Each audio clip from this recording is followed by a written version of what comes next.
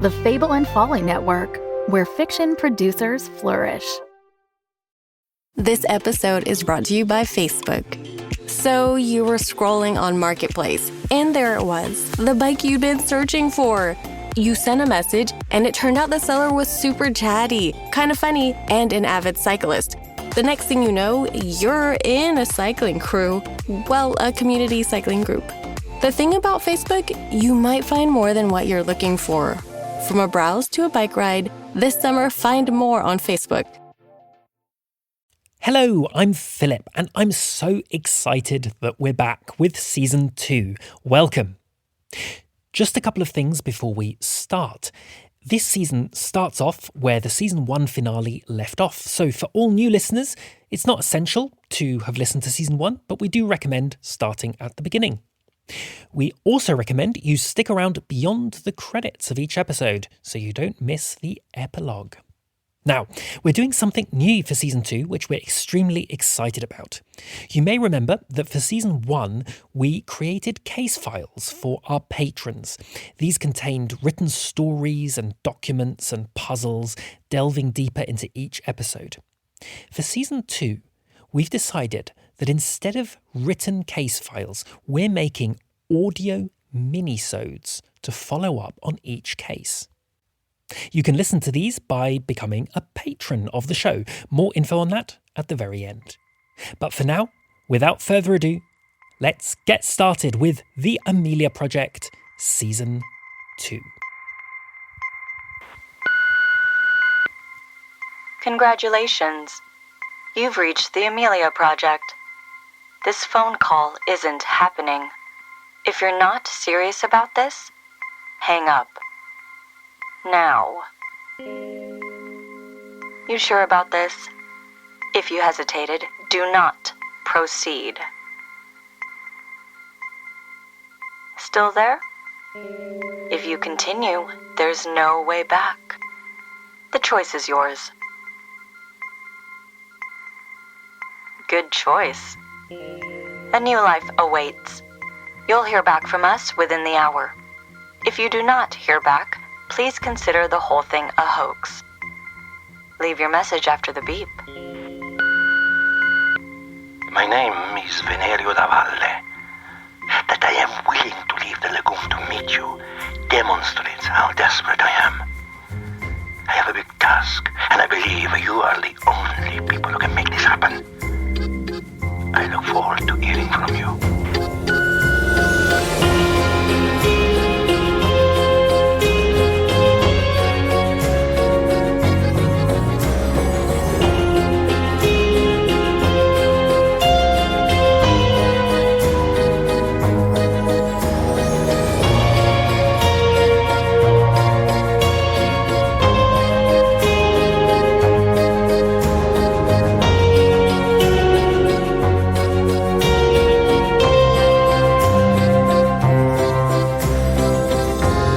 The Amelia Project by Philip Thorne and Oystein Braga, with music and sound design by Fredrik Baden.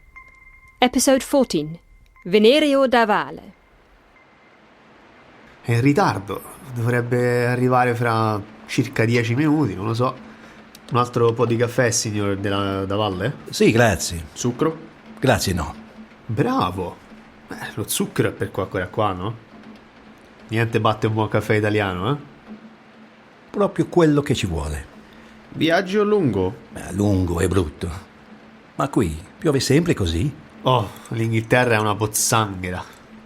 Ma voi di dove siete? Da Venezia. Ah, ora capisco questa maschera ridicola. È un ignorante. Stai zitto, bastardo. Ma la tua faccia sembri familiare. No? Impossibile. Ma non sei stati nei giornali? Any idea what they're saying? Grazia and bastardo, that's about it. Venezia is Venice. Shall we get a translator? I don't want anyone else involved, not yet. Right. Well, it's probably not important. Probably not. Let's hope they switch to English soon. Yeah. Adesso ricordo. Io so che sei. No, si sbaglia. Ho una memoria eccellente. Guardi che se non la smette se ne pentirà, eh? Angelo Russo e Mario Drago. Salvatore, Vieni che qui ci vuole la mazza da baseball. Sì? No. Sì o no? Sì. Va bene. Fammi vedere il palo. I am the last true Venetian mask maker. Go back.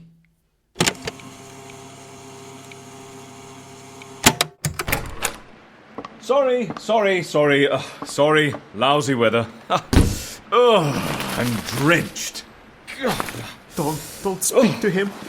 What's got into you? They've had a bit of a shock. Joey, Salvatore, pull yourselves together. We pay you to look tough. The moment you look about as tough as a pair of wilting daisies. He's the diavolo. That's no way to speak to our clients. Out! Both of you! Now! Pronto! But... You obviously got under their skin. I'm used to people hating me. The curse of the messenger. Are you going to keep that thing on? I always wear the mask. Always? See, Even when you're having a shower? I always wear the mask. It's creepy. It's the mask of death. It looks like a strange bird. It was worn by the Venetian plague doctors. They stuffed the beak with spices and rose petals to purify the air. Are you a doctor? I'm a mask maker. Much demand for masks, is there?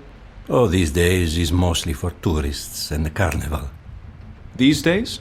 Before, back when Venice was a republic, masks were an essential part of everyday life. You see, Venice is a small city. Everyone knows each other. That can be stifling. Masks allow us to change our identity, to act more freely. I'd have thought it was against the law to conceal your identity. Not at all. It was a legal requirement for participating in democracy. How so? Debates, votes, vetoes were all carried out by masked citizens. It put everyone on a level playing field. Men, women, masters and servants.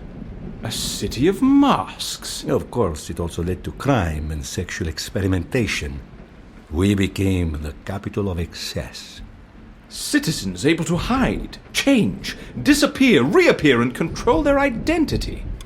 Interesting. I thought that would appeal to you. I'd be out of a job. You speak about this time almost as if you knew it. I love Venice. I love its traditions. That's why I continue to wear the mask. I am the last true Venetian mask maker. Talking about sensual excess... Oh, I like where this is going. Do you like cocoa? Cioccolata calda.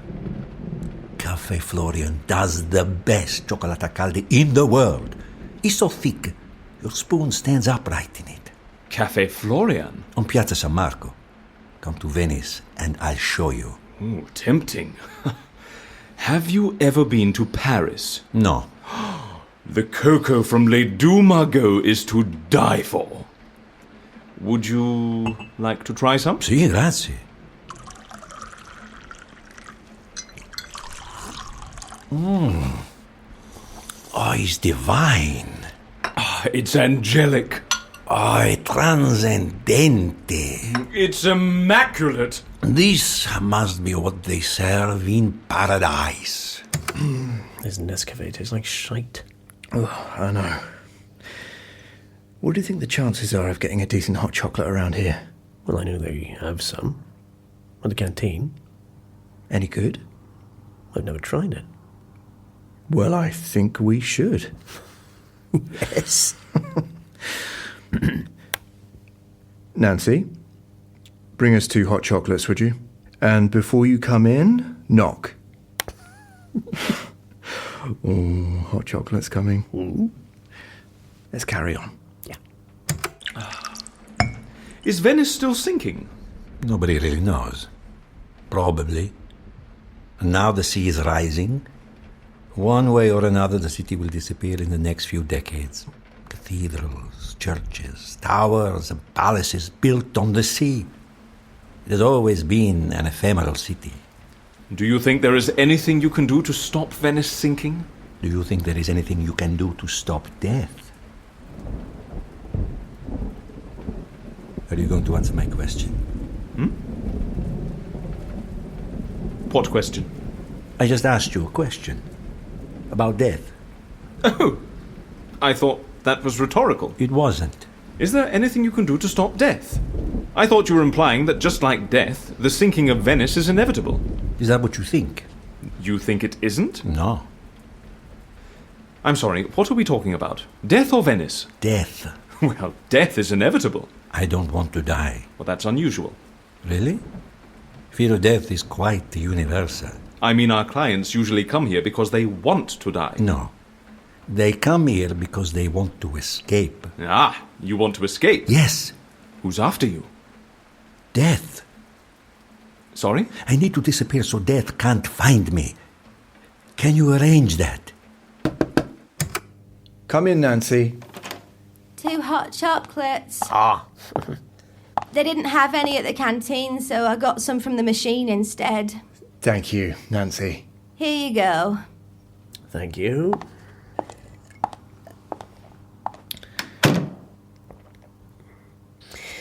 It's, Be honest. It's basically just sweet brown water. Oh, I think I preferred the Nescafe. Do you think if we went to Les Deux Margaux, we could chalk it up as research? Have you ever been to Venice? Once. In August. It was scorching hot, crammed with tourists, and the canal stank like rotting corpses. You? In the winter. It was flooded. They made walkways from planks to get across the piazzas, and everyone was wearing orange wellies. It was so foggy you could barely see more than a few metres ahead.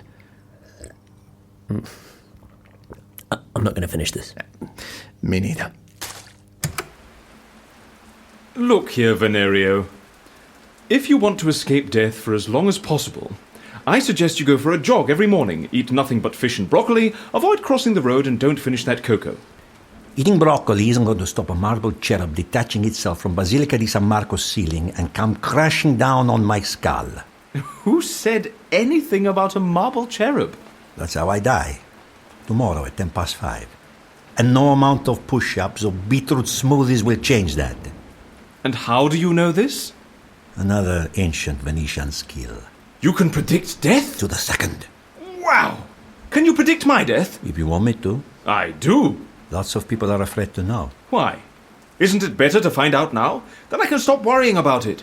A momentary shock is better than years of anxiety.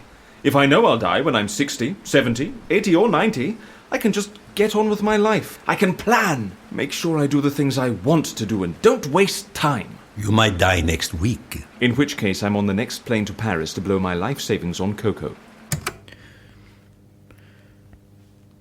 Would you want to know? My best mate had his stag party in Liverpool. Now, it was 4 a.m. and we were among a handful of people in a strip club. I was feeling tired and drunk and dirty, and I just wanted to go home, but I was my mate's best man, and he was trying to make the night last. Eventually, it was just the two of us and this other dude I hardly knew, when this old lady came over to our table. She was all wrinkled and she had rotting teeth, and we were scared that she was going to offer us a lap dance. And luckily she didn't. She said she was a fortune teller. For 20 quid, she could predict our deaths. And we were wasted and we thought it'd be hilarious. And this dude that I hardly knew, he followed her into a corner, and we watched her stroke his palm and whisper into his ear. It took quite a long time. And when he came back, he was pale. He just grabbed his jacket and left without saying a word. What happened to him? He died of a brain tumour 2 months later. Oh. Did you get your own prediction? Not after I saw that guy's reaction, no. It spooked me, to be honest. I was instantly sober. What about your mate? He was still in high spirits, and I couldn't dissuade him. What did she say to him? I watched her stroke and whisper, and this time it took even longer. And when he came back, he was in an even better mood than before. He literally hugged and kissed me on the mouth. Good news, then. She told him that he'd live for 120 years. Wow. He was high as a kite. He downed a bottle of vodka, he danced on the table, he touched up all the girls. He put a round for everyone in the bar. There was no stopping him. I managed to drag him out just as the sun started to rise. It was a new day, and he felt invincible. He skipped onto the road without looking left or right and was hit by a bus. No. Did he die? Miraculously, no. But he's completely paralyzed. He can't move anything but his eyelids. Oh.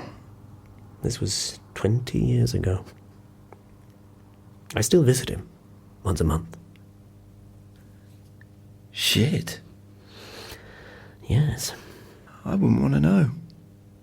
Me neither. Oh. Continue. Let's. This episode is brought to you by Facebook. So you were scrolling on Marketplace, and there it was, the bike you'd been searching for. You sent a message, and it turned out the seller was super chatty, kind of funny, and an avid cyclist. The next thing you know, you're in a cycling crew. Well, a community cycling group. The thing about Facebook, you might find more than what you're looking for. From a browse to a bike ride, this summer find more on Facebook. This episode is brought to you by State Farm. Listening to this podcast instead of doom scrolling? Smart move. Another smart move? Getting help from one of State Farm's 19,000 local agents when you choose to bundle home and auto. Bundling, just another way to save with the Personal Price Plan. Prices are based on rating plans that vary by state. Coverage options are selected by the customer. Availability, amount of discounts and savings, and eligibility vary by state. Venerio, why do you need us? If you know how you'll die, you can escape your death on your own. Death by marble cherub plummeting 43 meters is a pretty hard thing to fake. Well, don't go to the Basilica. Go to Café Florian instead. Or even better, stay here for a few days. Here? Blighty's not so bad. I can't do that. Why not? Do you know the story, Appointment in Samara? I don't. It's an ancient Mesopotamian tale. Will you tell it to me? I love stories. Can I have some more cocoa first? Certainly.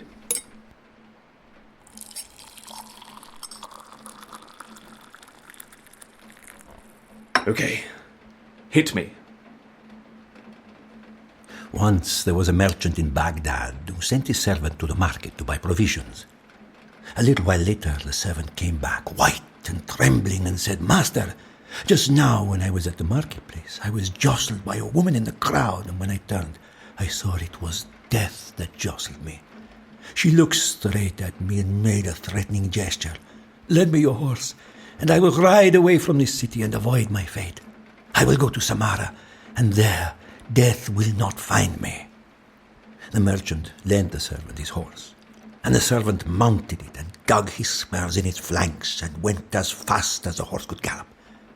The merchant went down to the marketplace, and there he saw Death standing in the crowd. He went up to Death and said, "Why did you make a threatening gesture to my servant when you saw him this morning?" "That was not a threatening gesture," said Death. "It was only a start of surprise. I was astonished to see him here in Baghdad, for I have an appointment with him tonight in Samara." It's a nice story, but the message is depressing. It's saying death can't be cheated. Oh, but it can. Not according to the story. I was trying to make the point that you can't cheat death through geographical distance. If death wants me at Basilica di San Marco tomorrow at 5:10, it will find a way to get me there. Oh, here's a thought, Venerio. Strip naked, stand outside Downing Street wearing only your mask, and lob fireworks at number 10. What? How will that solve anything? I'd like to see fate try and drag you out of Pentonville prison. No, I mustn't put up any resistance. Why not? Make death work for it. Put up a fight. I don't want to aggravate death. Death doesn't give a tinker's toss about our feelings. I mustn't behave as though I know. So what? You just wander into St. Mark's Basilica in the full knowledge a cherub will come crashing down on your head? Yes, I play along until the last minute. What happens in the last minute? That's where you come in. We do? I need you to fulfill the demands of fate, but in a way that doesn't actually bludgeon me to death. Can you do that? You want us to detach a statue from the basilica ceiling? If it's going to happen anyway, you might as well control it. You seriously believe death can be duped with a papier-mâché cherub? If you make it authentic enough, a big crash, a destruction to the floor, a crushed corpse, screaming tourists, then yes, I think death will be convinced I'm gone. I think you underestimate death. Do you know how busy death is? 153,424 people die every day. That's one person every second. Do you think death can hang around to check every pulse? As long as my demise seems routine, death will simply tick me off the list and move on.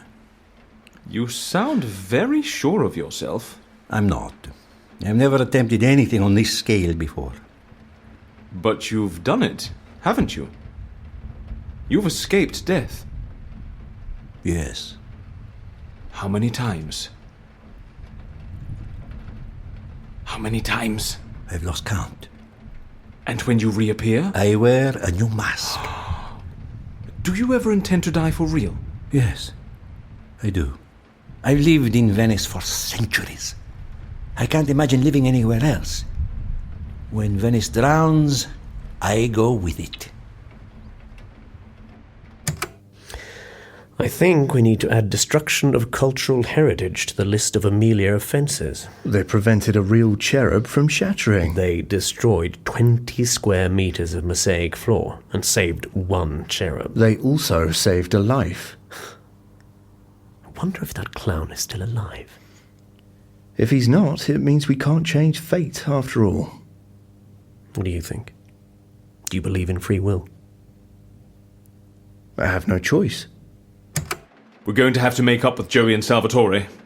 They'll pose as restoration specialists from Rome brought in to inspect the basilica ceiling. Joey and Salvatore? Ah, you mean Mario Drago and Angelo Rosso? Is that what spooked them? You know who they really are? No. I predicted their deaths. Oh, I see. Well, a trip to Italy should cheer them up. A few shots of grappa and they'll be right as rain. We don't have much time. Death is expecting me. First, we need to seal the deal with a bottle of bubbly. But it's tradition. The next plane to Marco Polo Airport is in under 2 hours. I see. Passport, check. Toothbrush, check. Maltesers, check. I'm good to go. Do they serve champagne on the plane? They do, but it tastes like piss. In that case, we'll buy a bottle of Veuve Clicquot at duty-free. And when he's done, I'll take you to Cafe Florian and predict your death over a cioccolata calda. Oh, sounds wonderful. Venezia, arriviamo. Venezia, arriviamo.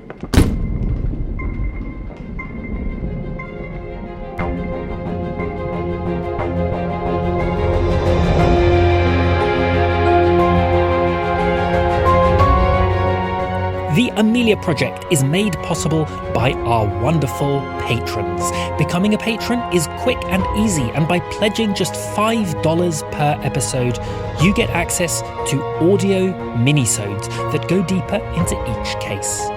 To kick off this new season, we've decided to make the minisode for this first episode available to all our patrons, regardless of how much you pledge. So, even by pledging just $1 per episode, you will be able to enjoy the minisode, and every contribution really makes a difference. To become a patron, go to patreon.com/Amelia Podcast. That's patreon.com/Amelia Podcast. Watch the video and make your pledge. This episode was written and edited by Philip Thorne. It was directed by Philip Thorne and Oystein with music and sound design by Fredrik Baden. It featured Alan Burgon as the interviewer, Mario Vernazza as Venerio, Benjamin Noble as Agent Haynes, Torgny G. Aandero as Agent Cole, Gemma Arrowsmith as Nancy, Gianluca Iumiento as Joey, Ravdeep Singh Bajwa as Salvatore, Julia Morizawa on the answer phone, and coming up, the voice of Chiara Fumanti. The episode was produced by Imploding Fictions. It was recorded at the Bridge Writing Studio in London and Spike City Studio in Oslo, and engineered by Sam Harper and Robert Rustad Amundsen. All graphic design for the Amelia Project is by Anders Pedersen. A special thank you to Kati Zindela for your generous support. Follow us on Twitter, where we're at Amelia_podcast, and check out our webpage at ameliapodcast.com for release schedule, merchandise, fan art, and more. All links also in the show notes to this episode. The next episode will come out next week, and after that, there will be new episodes every 2 weeks. It's good to be back. See you soon.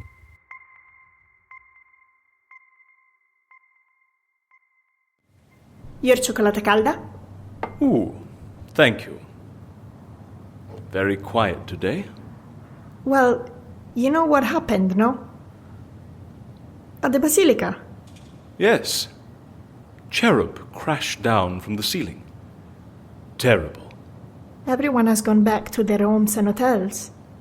Of course. I've never seen Piazza San Marco so empty. It's like a ghost town. They say just one person was killed. Just one person, a miracle. The Basilica was full of tourists. I saw them running across the piazza screaming. You know what I thought? I thought this is it. The day has come. Venice is sinking. I don't know how you do it. Do what? Live in the constant knowledge that one day your streets, schools and churches will all be swallowed up. Oggi in figura, domani in sepoltura. What does that mean? Oh, it's an expression. It means today in person, tomorrow in the grave. Like that man in the Basilica. He walked in without a care in the world, and after a few minutes he's crushed by a statue. You never know which cup of cioccolata calda will be your last. Oh, excuse me, another customer. Salve. Salve. Cosa posso fare per lei? Ho venuto qui per parlare con questo signore. He says he knows you? Oh, yes. Yes, that's right. Why don't you bring us another one of these cocos? Of course. Venerio, is it you? Yes. I like the new mask. Much jollier. Until my next death, I shall be Arlecchino. Arlecchino? E Harlequin. How's the cioccolata calda? Oh. Good. All right. Time for you to keep your part of the bargain. You really want to know? Yes. You sure? Yes. Show me your palm. Here you go. Oh. What? Something wrong? Venerio? Let me see again. Here. Two cioccolata caldas. We need to talk in private. Where should we go? We'll go to my mask workshop, Ponte Storto. Can we go in a gondola? How else? You want to drink that cocoa? Right. Let's go. Let's go.